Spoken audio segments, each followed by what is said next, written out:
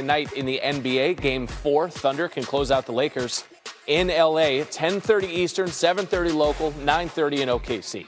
LeBron's only been swept 3 times in his Hall of Fame playoff career, but OKC has been a balanced breakfast of pain. 2 scoops of defensive tenacity that has hounded the Lakers, holding LA to an average of fewer than 102 points per game. It's not going to win in 2026. Hello, Brian. Brian Windhorst is with us once again, and this could very well be the last game of the season for LeBron and the Lakers. And the first game that you covered of LeBron James was his high school debut, December 1999. And we bring that up because there is potential this could be the final game of LeBron's NBA career. What more can you tell us about that? Yeah, I think we have to honor that he's going to have to go through a process after the season. I do not expect there to be an announcement of any finality after this game, if indeed the Lakers lose and end their season. But LeBron has played very strongly as this year has gone on. When he started, he was dealing with this sciatica. He's gotten himself into a place health-wise where he's looked as strong as he has in the second half of this season as he has over the last 4 or 5 years with the Lakers. He is a free agent, and the Lakers will have to determine how they want to proceed. But I do think that there is an interest in him re-signing with the Lakers and the Lakers having him back as they figure out their roster. But I think that's going to take some time for LeBron to evaluate his options and for the Lakers to figure out how to put it together. So if this is it, I would be surprised. But I also can't 100% foresee how next season will play out. What an absolute nearly 3-decade run from 1999 to 2026. Yeah. And I'm talking about Windy. You're talking about Windy. Yeah, Exactly. LeBron James as well. Hey, Windy, a lot of new talent about to enter the league. The Wizards going to get first dibs in the draft after winning the lottery. What are they weighing when it comes to this top spot?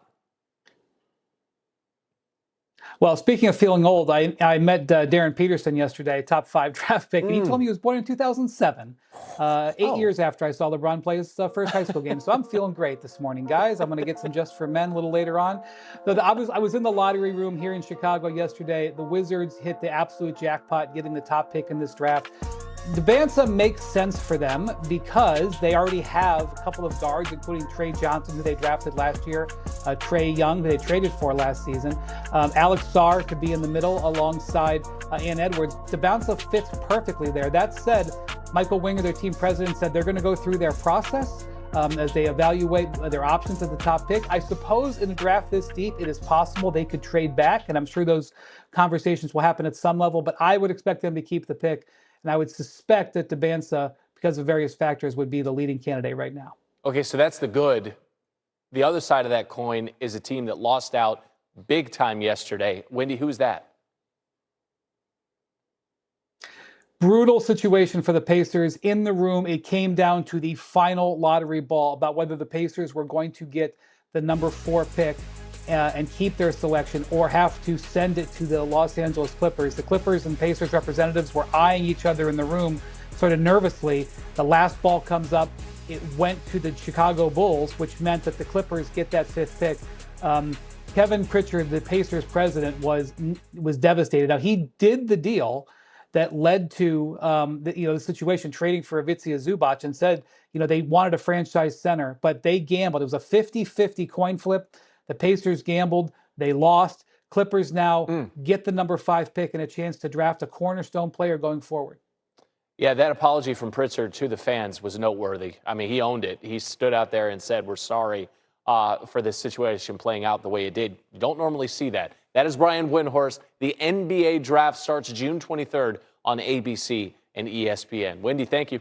Your NBA reporter Brian Windhorst joining the program now. Wendy, good morning to you. So a flagrant 2 carries a $2,000 minimum fine and the potential for additional discipline. What is the likelihood we see the latter here? I do not think he will face a suspension for Game 5. He could receive more fine. In fact, I would expect that. And there will definitely be a review today, and that is standard with all flagrant fouls. This was a grade A example of a flagrant foul. It had all of the markers: unnecessary, excessive, wind up, and hit above the shoulders. The Spurs, I guess, had to go through the motions of defending their player, but this was absolutely, completely unacceptable, and it significantly hurt his team to get ejected in the second quarter. And because he was out for over a half, I believe the NBA will consider that a satisfactory punishment. and he will avoid suspension. But I would highly recommend him not doing something like that again this postseason. Sure.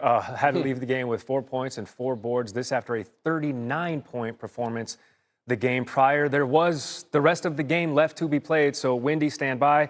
Randy, what you got?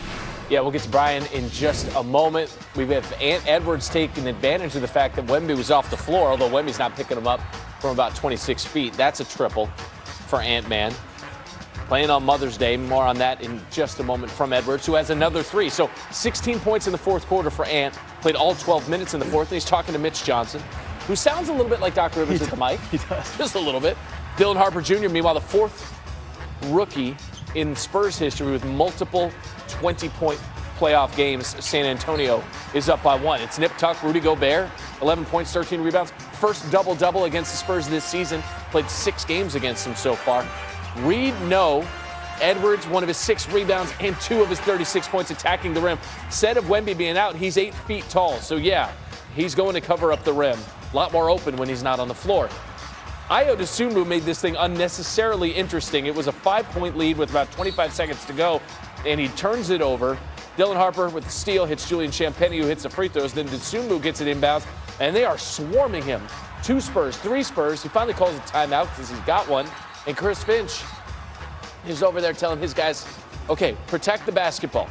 And Jaden McDaniel says, yeet, and throws this thing from the bottom of your screen. It's a jump ball that Dosunmu has to kick with his leg to keep him going out of bounds. And a 3-point, look at this, athleticism and awareness. Hangs onto it, stays in bounds, and the T-Wolves exhale. They win game 4. We're all square at 2 games apiece. Here's Ant on a little extra motivation playing yesterday. Today is Mother's Day, and so I just wanted to win for my mom, and it was just that simple. Was she on your mind all day today? Or For sure, yeah. I couldn't lose this game for her, for sure. He was special. You know, this is what he loves. This is what he lives for. You know, not just big games, but big moments. For the most part, when he wasn't doubled, you know, he got to his stuff quick and clean, and that's who he is. That's who you need him to be. We're lucky to have him, and he's special, no doubt, especially given what he's been fighting through over the last month and a half. Anthony Edwards lost his mom, Yvette, in 2015 and spoke on that significance. Brian, let's get to the significance of his fourth quarter performance yesterday. What does that mean now, not just for last night, but for the series? Well, he looked terrific in the fourth quarter. He looked as healthy as he has since he had that hyperextended knee. I think he went back in the tunnel to get oxygen at one point, so he is not at the top of his game.